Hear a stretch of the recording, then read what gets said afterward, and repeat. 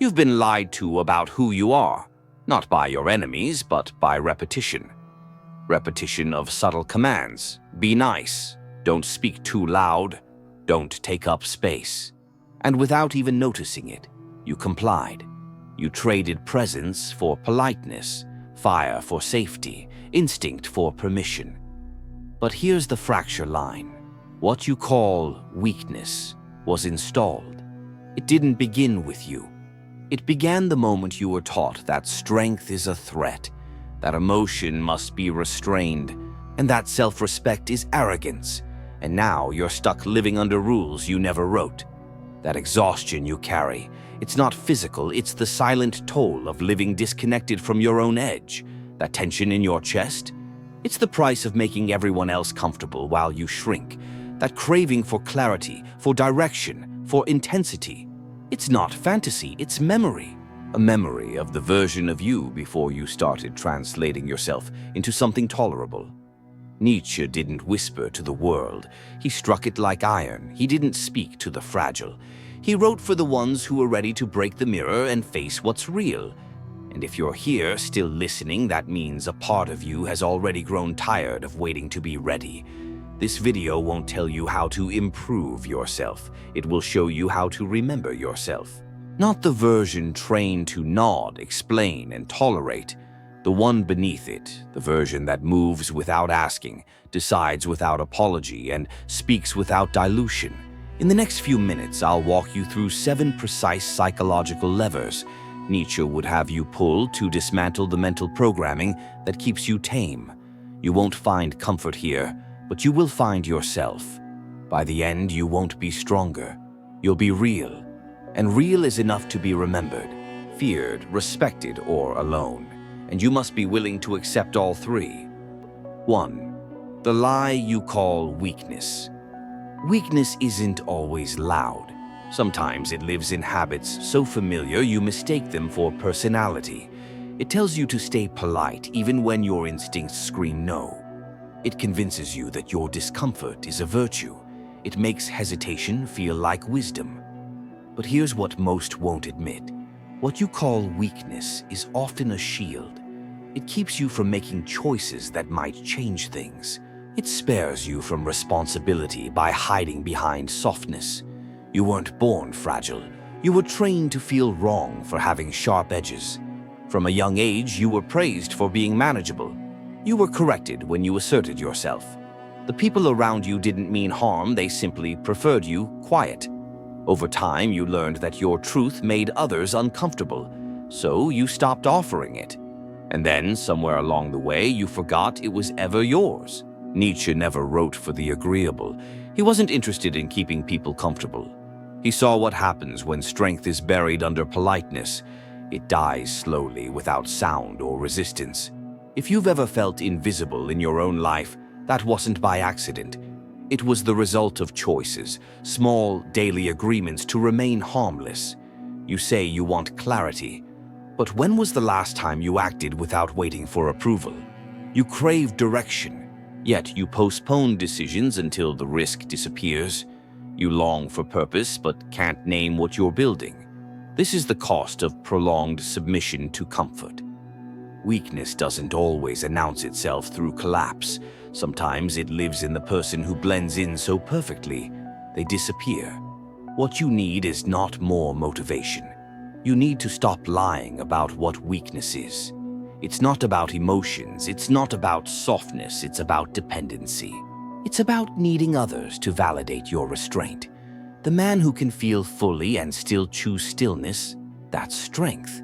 But the man who hides behind silence to avoid reaction, that's decay. Your routines reinforce this. Checking your phone before your breath stabilizes. Filling your space with noise before you've gathered intention. Accepting situations that dull your instincts, all in the name of being reasonable. None of it is harmless. Each of these patterns drains your edge. Nietzsche warned against the herd instinct.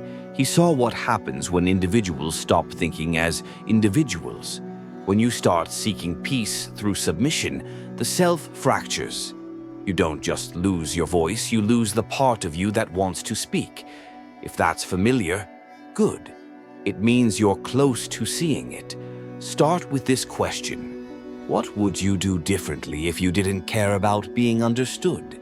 Most people can't answer. Their entire identity is made of reflections, other people's reactions, compliments, permissions. But what if there was no mirror? What if no one clapped? What if no one agreed? Would your values remain? Would your movements continue? Until you can say yes, your strength is borrowed, and borrowed strength will always expire. 2. Society trained you to be obedient. Look at how you were taught to live. From the start, the goal was to make you manageable. Schools rewarded those who followed instructions quickly, not those who questioned them. Families praised children who caused no conflict. Entire systems were built not to strengthen your will, but to contain it. That containment became habit. You learned that obedience brings approval. So you shaped yourself to be liked, not to be real. You made safety your highest value, and in doing so erased the parts of yourself that couldn't survive under constant surveillance. Nietzsche didn't blame society blindly. He pointed to the subtle agreements you made with it, agreements to conform, to adapt, to remain small in exchange for being accepted. And for a while it worked. You were praised, you were included, you were seen as long as you played the role well. But inclusion at the cost of self is a dangerous trade. The longer you do it, the harder it becomes to remember where the role ends and the truth begins. Every time you say yes when you mean no, the line blurs. Every moment you hold back your instincts for the sake of keeping peace, the gap widens. Eventually, you're not lying to others, you're lying to yourself. And that is the foundation of weakness. When truth bends so often, it forgets how to stand. This is not just social behavior, it's spiritual erosion. The man who cannot resist the pull of conformity eventually becomes indistinct from his environment. And indistinct things are easy to dismiss, easy to forget. You don't need rebellion for its own sake, but you need contrast. You need something inside you that doesn't soften under pressure.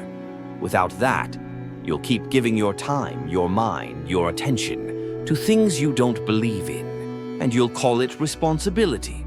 But it's not. It's programmed submission. Break the pattern, not by shouting, not by rejecting everyone around you, but by choosing one moment to stop filtering your truth. Say something today that doesn't invite applause. Make a choice that isn't softened for social comfort. Let someone misunderstand you and refuse to explain. The discomfort will feel like loss at first. That's expected. You're detaching from the reward system that kept you predictable. Keep going. Each time you act from clarity instead of consensus, you cut another thread. Each time you stand in your own logic without dressing it up, you move closer to sovereignty. Society taught you to wait. Wait to speak. Wait to move. Wait to be chosen. Nietzsche would ask you, how much longer? How much more of your life are you willing to lease out to systems that never had your truth in mind? You were not built to be universally accepted. You were built to be unmistakably clear. When you stop adjusting for others, something remarkable happens. The world doesn't end. It simply reveals who actually saw you and who only liked the version that bent. Let those people fade. Let their absence sharpen your direction. That's not loneliness, that's the return of your signal. 3. Emotion isn't the enemy. You've been told that strength means silence. That feeling deeply makes you fragile. But this isn't strength, it's suppression, dressed up as control. There's a difference between mastering emotion and muzzling it. The former is power, the latter is fear. Most men don't know where their reactions come from. They feel something and move instantly, without thought, without filter. That's not authenticity, that's surrender to impulse. You cry and call it healing. You shout and call it truth. But neither is under your command. Nietzsche didn't condemn emotion. He despised what happens when men become ruled by it. He saw that the absence of control breeds drama. It's not the emotion itself that weakens you. It's the lack of structure around it. If someone insults you and you flinch, it's not because they were right. It's because you've given up the right to decide how you respond. Stillness under tension, that's not numbness, it's poise. You can feel rage without moving a muscle. You can register grief and remain articulate.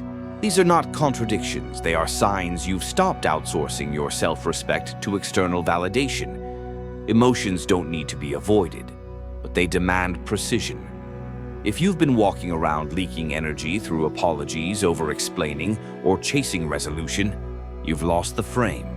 You've probably justified your volatility by saying you're sensitive. But that's not sensitivity.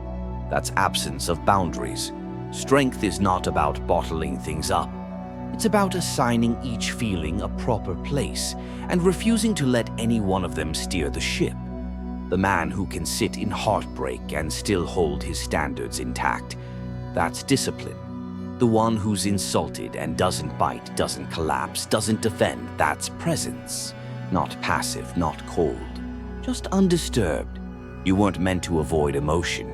You were meant to own it, not perform it. When someone disrespects you, you don't owe them a reaction. You owe yourself composure. Speak only when silence would cost you more. Feel everything, show only what strengthens you. That's the difference between a flood and a forge. One drowns you, the other turns you into something unbreakable. 4. Stop worshipping pain. Modern culture elevates pain as a kind of credential. People introduce themselves through their suffering. They build personalities around wounds. Nietzsche never denied the reality of pain, but he rejected the idea that pain alone has value.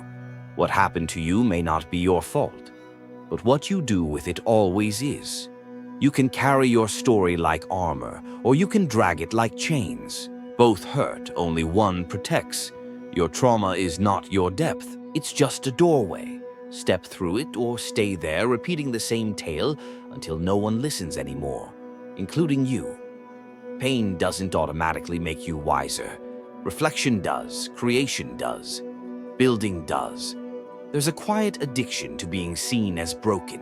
It invites sympathy, but sympathy is shallow. It never builds anything. It just keeps people circling the wound. If your worth is tied to how much you've suffered, you'll stay loyal to your scars.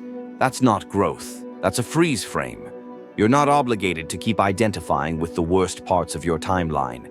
You're allowed to outgrow them without apology. Let others describe every detail of their downfall. Let them collect empathy. You don't need that currency anymore. You want respect. Then show people what pain turned you into, not what it did to you. The moment you stop using your history as a shield, you give yourself the chance to become someone others look at and don't see damage. They see structure. What happened was real. The mistake is turning it into a map. Rewrite the path, not by explaining, by building. Suffering is only sacred if it leads somewhere. If not, it's just performance. And when you let go of the need to be seen as wounded, you'll start to feel the space where identity used to suffocate. That's where strength begins, not when the pain ends, but when it's no longer needed to prove anything.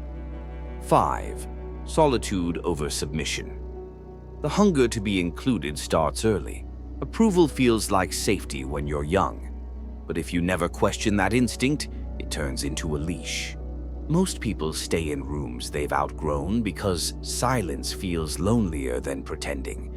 But pretending is a slow kind of death. Nietzsche didn't write for the man who needs permission. He wrote for the one who realizes no crowd will ever reflect him back with clarity. If you always need someone next to you to feel legitimate, your sense of self is borrowed. Solitude isn't isolation, it's alignment. It's the ability to hear your own voice without interference. You've compromised before, toned yourself down, changed your tone, accepted half-truths to maintain the illusion of peace. But what did that peace cost? Connection that requires dilution isn't connection. It's dependency. You don't need to burn bridges. You just stop crossing them for people who want you smaller. Being alone is not a punishment. It's where power gathers. When you walk alone, you start noticing which ideas are actually yours, which preferences were implanted, which compromises became habit. If your energy always requires translation, you're in the wrong place. Solitude is the space where your edges return, where your breath stops matching the rhythm of the group and starts finding its own pace. That discomfort you feel when you're not being mirrored, that's not loneliness, it's freedom, newly discovered and still unfamiliar. Most won't choose this path, not because they can't, but because they won't detach from the praise they haven't earned. You want clarity? Stand still, alone, long enough to hear the quiet voice you buried beneath consensus. Don't announce your exit. Just stop explaining yourself. Not everyone will understand the shift. Some will accuse. Others will disappear. Let that be your filter. The fewer people you need, the more powerful you become. Not because you're better, but because you're no longer shaped by proximity. Some tables weren't built for you to sit at. They were built to break you into someone easier to swallow. Step away. Build your own. Fill it slowly, if ever. Presence doesn't multiply in numbers. It condenses in solitude. And when you return from that place, you'll no longer look for belonging. You'll carry it. 6.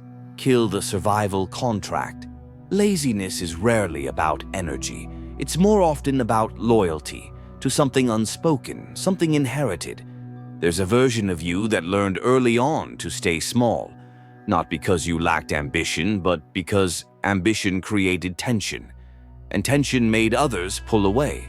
Somewhere back there, you associated progress with loss. The better you became, the lonelier it felt, so you started delaying things, not out of apathy, but protection. That's the hidden contract. You decided, without knowing it, that it's safer to be tolerated than seen, more secure to remain unnoticed than risk rejection at full brightness. Nietzsche would have called this a death by comfort, not a dramatic collapse, but a slow erosion of instinct. You avoid what you say you want, not because it's out of reach, but because deep down you fear who won't follow you if you grab it. This isn't procrastination, it's survival disguised as routine. You tell yourself you'll do it later, but later is just a code for emotional delay, a way to buy silence from the people who would feel exposed by your rise. And they do exist. Sometimes they love you, sometimes they praise you, but they still need you inert. Your movement would remind them of everything they're not doing, so they reward your hesitations, they compliment your restraint, they encourage you to take your time. But Nietzsche would have asked you, how long will you trade your evolution for their comfort? If you keep shrinking to avoid distance, you've made yourself a sacrifice, and no one will return the favor. The only way to break this contract is to stop seeking harmony where there's no alignment. You'll feel guilt. That's part of the exit. You'll question whether you're being ungrateful. That's the residue of the old terms. Push through it. Do what you've been avoiding. Not because it's a checklist item, but because it reclaims territory that used to belong to your potential. Every task you delay reinforces the fiction that you're not ready. Every moment you entertain hesitation, you multiply doubt. You're not too slow. You're distracted by emotional debts to people who never asked for your fire in the first place. It's time to stop paying them. Your urgency doesn't need permission. It needs execution. That project? Begin. That conversation? Initiate. That boundary? Enforce. No preamble, no rehearsal. Action erases residue. Movement deletes fear. Let people misunderstand. Let them talk. Let them stay behind. The contract was never about them. It was always about you. You agreed to be less. Now, decline the renewal. 7. Rewrite your code. You don't need more motivation. You need to stop broadcasting weakness in your tone, your stance, your timing. People don't judge you by what you intend. They respond to what you signal. Most of what you say isn't verbal. It's posture, it's eye contact, it's the pause before you speak. Nietzsche understood this. Power isn't announced, it's embodied. You don't declare presence, you demonstrate it. You've been moving like someone asking for access. Every hesitation, every over-explained opinion, every unintentional sorry, these are requests to be tolerated. They're unspoken apologies for existing, and the world registers them. When you say maybe instead of no, you invite doubt. When you lower your voice mid-sentence, you invite interruption. When you soften the truth to stay liked, you forfeit gravity. People don't disrespect you because they're cruel. Often they're just reacting to the cues you've broadcast. Your mouth says one thing, your body says another. That mismatch is weakness. You don't need to be loud, you need to be clean. Not emotionally polished, but exact in your delivery. Speak with the kind of clarity that makes people lean forward, not because you're performing, but because your presence eliminates filler. Start small. Remove words that pad your sentences. Drop qualifiers. Stop phrasing statements like questions. Don't say, I think, say what is. Don't say, I'm not sure. Say what you'll accept and what you won't. Confidence isn't found in your pitch. It's in how little you justify your truth. Now, your body. It narrates your self-concept more than anything you say. If you move like prey, shoulders slumped, gaze downward, movement hesitant, you've already explained your entire psychology to the room. Change it, not with fake bravado, not with exaggerated posture, with intentionality. Stand as if nothing in the space outranks you. Walk like your destination matters. Breathe like someone who expects stillness, not just survival. Most people are readable in seconds. Their gestures apologize. Their rhythm begs not to disturb. Their stillness isn't peace, it's tension. You are not meant to disappear in a room. You are meant to define it, even in silence. Nietzsche didn't ask men to posture. He asked them to stop dissolving. Presence is a decision, not a gift, not an accident. You create it every time you choose clarity over noise, precision over pandering, stillness over performance. It's not about dominating others, it's about refusing to dilute yourself. And here's the final truth. No one will upgrade your code for you. You'll keep leaking power until you install a new standard, one where your language sharpens, your posture centers, and your energy stops asking for permission. Let the room feel the shift. Don't explain it. Presence doesn't speak first, it waits.